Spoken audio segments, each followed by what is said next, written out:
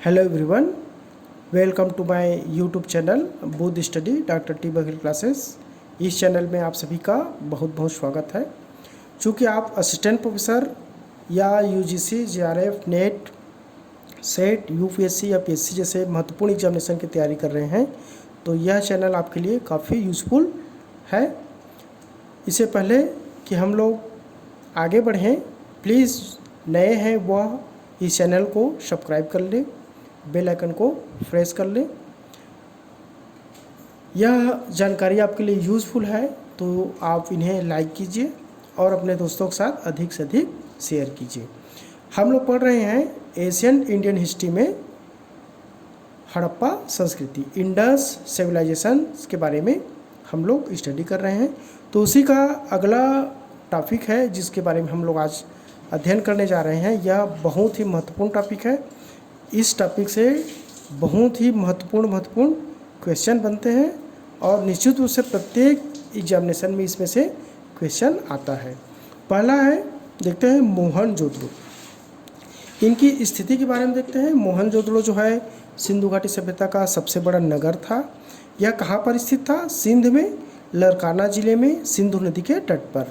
कहाँ पर? सिंध में, सिंधु नदी के तट पर। ये कहाँ है? लरकाना जिले में है और सिंध में है। सिंध आजकल पाकिस्तान में है ना। और मोहनजोदड़ो हड़प्पा के दक्षिण में था, जो कि लगभग 850 किलोमीटर की दूरी पर है ना। हड़प्पा प्रथम नगर है सिंधु घाटी सभ्यता का जिनका उत्खनन किया गया है ना, दयाराम साहनी द्वारा 1921 में। किंतु मोहनजोदड़ो दूसरा महत्वपूर्ण स्थल है जो कि सबसे बड़ा नगर था और सर्वप्रथम इसका उत्खनन 1922 में राखाल दास बनर्जी ने किया था।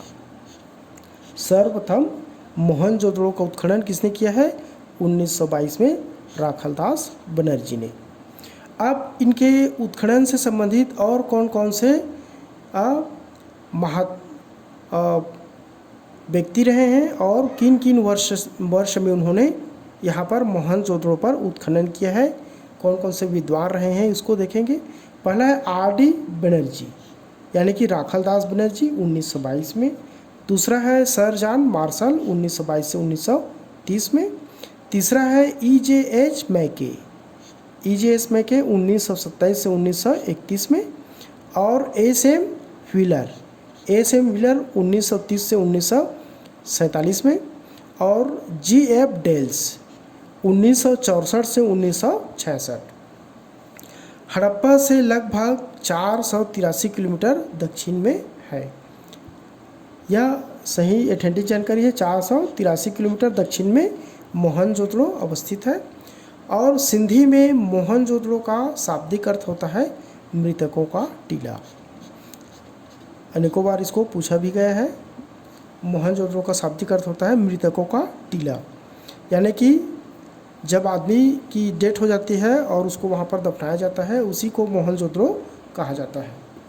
शव स्थल को जहाँ पर दफनाते हैं उसको। मोहनजोदड़ो का सबसे महत्वपूर्ण सार्वजनिक स्थल है ग्रेट बाथ, यानी कि विशाल स्नानागार। ग्रेट बाथ सार्वजनिक स्थल पूछेगा और सबसे महत्वपूर्ण पूछेगा तो आपका उत्तर क्या होगा? ग्रेट बाथ होगा, है ना। विशाल स्नानागार ग्रेट बाथ यहाँ का सार्वजनिक महत्वपूर्ण स्थल है और जिसका जलाशय दुर्ग के टीले में है। जलाशय जो है दुर्ग के टीले में था। यहाँ पर दो प्रकार का दुर्ग पाया गया है ना, एक एक ईस्ट में और दूसरा वेस्ट में। तो यहाँ पर देखते हैं यह जो ग्रेट बाथ है वह इसका लेंथ है 11.88 मीटर, लंबाई है इनका 11.88 मीटर लंबा था। 7.01 मीटर यह चौड़ा था, वाइड इसका 7.0 मीटर चौड़ा था। और इसका गहराई था 2.43 मीटर इसका गहराई था।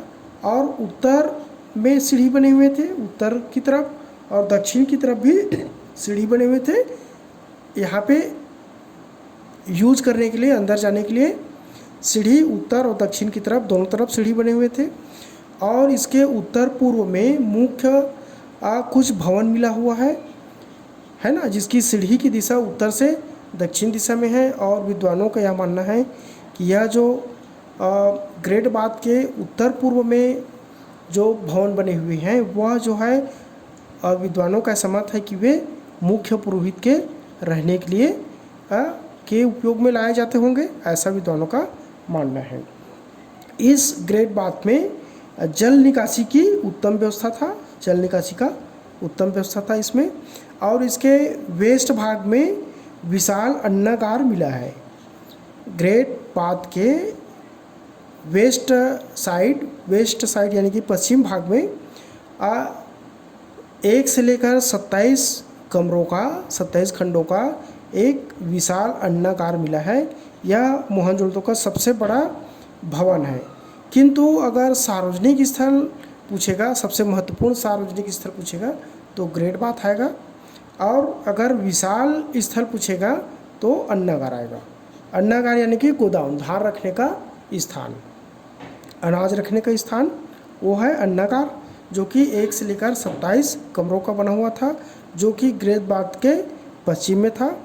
और यहाँ पर जो सड़कें हैं, मोहनजोदड़ो की जो सड़कें हैं वह उत्तर से दक्षिण और पूर्व से पश्चिम की दिशा में समानांतर, एक दूसरे को समानांतर काटते हुए जा रहे थे और समानांतर थे, जो कि समानांतर सड़कें थे, है ना। एक ही दिशा की ओर अनंत दूरी तक गमन करने वाली रेखाएं समानांतर रेखा कहलाती है। तो इनके सड़कें यानी कि प्रारंभ से लेकर अनंत दिशा तक, जहाँ तक भी वे गमन करते थे, एक दूसरे के समानांतर गमन करते थे और वे एक दूसरे को समकोण पर काटते थे। यहाँ पर उत्तर से दक्षिण में ये सड़कें 1200 फुट की दूरी पर तक था। वहीं पूर्व से पश्चिम में इसकी जो चौड़ाई है वो 800 फुट, ये फुट में है।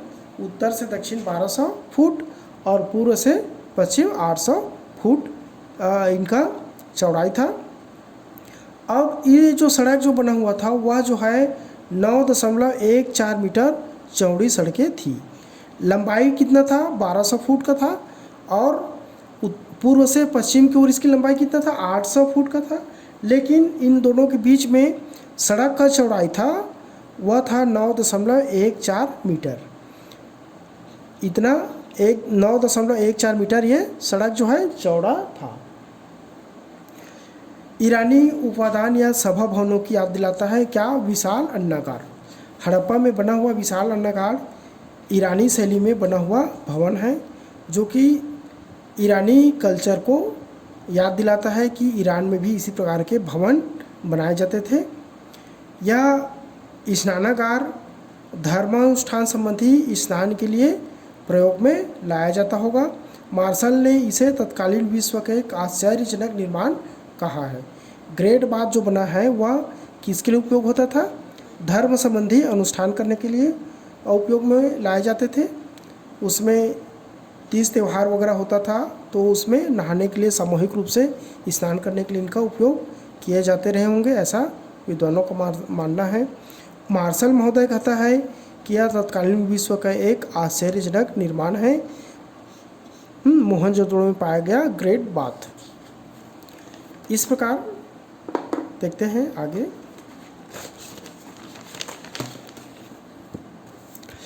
विशाल अन्नागार मोहनजोदड़ो की सबसे बड़ी इमारत है। यहाँ पर सबसे बड़ी इमारत अगर एग्जामिनेशन पूछा जाएगा मोहनजोदड़ो में या हड़प्पा सभ्यता में पाई जाने वाली सबसे बड़ी इमारत, तो वह है मोहनजोदड़ो में पाए जाने वाला अन्नागार, है ना, जो कि 45.71 मीटर लंबा था, 45.71 मीटर लंबा, वहीं 15.23 मीटर चौड़ा था। ये अन्नागार है ना, गोदाम, अन्न रखने का, अनाज रखने का स्थान है। मोहनजोदड़ो में नगर योजना के अंतर्गत उत्तर दक्षिण एवं पूर्व पश्चिम की ओर जाने वाली समानांतर सड़कों का जाल बिछा था। बहुत सारे जाल थे जो कि उत्तर दक्षिण व पूर्व पश्चिम की ओर समानांतर बने हुए थे, जिन्होंने नगर को लगभग समान आकार खंडों में विभाजित कर दिया था। समान आकार खंडों में विभाजित कर दिया था। यहाँ का अगला देखते हैं, शासन व्यवस्था किस प्रकार था। और मोहनजोदड़ो में पाए जाने वाला शासन व्यवस्था जो है राजतंत्रात्मक न होकर जनतंत्रात्मक था। क्या था? उस जमाने में प्राचीन जमाने में जनतंत्रात्मक शासन व्यवस्था अपने आप में एक महत्वपूर्ण है। रक्षा प्रणाली क्या थी? हड़प्पा के समान था, जिसमें एक सुनियोजित नगर के सभी तत्व दिखलाई देते हैं, यानी कि सुनियोजित शासन व्यवस्था है ना, बाजार व्यवस्था और टेक्नोलॉजी का इस्तेमाल किया जाता था, और नगर प्रशासन जो है जनतंत्रात्मक था, जल निकासी की व्यवस्था था, सड़कें उत्तम थी, और भवनें बहुमंजिला भवनें थी जिसमें टेक्नोलॉजी का प्रयोग करके बनाए जाते थे। आधुनिक शहरीकरण के लक्षण वहाँ पर दिखाई देते हैं, इसलिए इसको प्रथम नगरीकरण का साक्ष्य भी माना जाता है।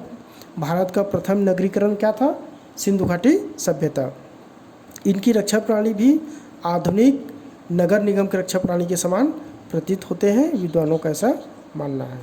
स्तूप टीला मोहनजोदड़ो के पश्चिम भाग में स्थित दुर्ग टीले को स्तूप टीला भी कहा जाता है। स्तूप टीला क्योंकि यहाँ पर कुषाण शासकों ने एक स्तूप का निर्माण कराया था। पश्चिम में जो टीला बना है उसको स्तूप टीला के नाम से जाना जाता है, चूँकि वहाँ पर कुषाण काल के शासकों ने एक स्तूप का निर्माण कराया था।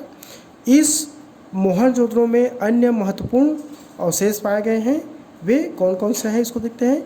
एक महाविद्यालय भवन पाया गया है, महाविद्यालय कॉलेज है ना, कॉलेज का भवन पाया गया है। कांसे की नित्यरत नारी की मूर्ति पाए गए हैं। पुजारी यानी कि योगी की मूर्ति पाए गए हैं। मुद्रा पर अंकित पशुपतिनाथ शिव की मूर्ति पाया गया है। मुद्रा पर अंकित पशुपतिनाथ यानी कि आधुनिक शिव की मूर्ति पाया गया है। और कुम्भकारों की 6 भट्ठे यहाँ पर मिला है। कुम्भकार मिट्टी के बर्तन बनाने वाले कुम्भकार की 6 भट्टे यहाँ पर मोहनजोदड़ो से पाया गया है। सूती कपड़ा के साक्ष्य मिलता है। हाथी का कपालखंड मिला है, हाथी का कपालखंड, और गले हुए तांबे के ढेर यहाँ से प्राप्त हुए हैं। और घोड़े के दांत भी मिला है। और बैठी हुई गिलहरी की पत्थर पर अंकन, बैठी हुई गिलहरी की एक पत्थर पर अंकन मिला है मोहनजोदड़ो से। गीली मिट्टी पर कपड़े का साक्ष्य भी यहाँ से प्राप्त हुआ है मोहनजोदड़ो से। और सबसे महत्वपूर्ण बात यह है कि मोहनजोदड़ो को हड़प्पा और कालीबंगा के साथ मुख्य राजधानी होने का गौरव प्राप्त है। विद्वानों का ऐसा मत है कि मोहनजोदड़ो हड़प्पा सभ्यता का प्रमुख राजधानी रहे हैं, और इनके सहायक रूप में हड़प्पा और कालीबंगा 2 अन्य राजधानी रहे होंगे, ऐसा विद्वानों का मानना है। तो इस प्रकार यह जानकारी आपके लिए निश्चित रूप से यूज़फुल होगा, और आप अपने लक्ष्य को प्राप्त कर सकेंगे, असिस्टेंट प्रोफेसर बन सकेंगे, या UGC नेट या CSIR जैसे महत्वपूर्ण एग्जामिनेशन आप क्लियर कर पाएंगे, ऐसा मेरा विश्वास है। इस प्रकार यूज़फुल वीडियो में अगले वीडियो में हम लोग फिर मिलेंगे। तब तक के लिए आप स्टडी करते रहें, स्टडी जारी रखें, है ना। जय हिंद।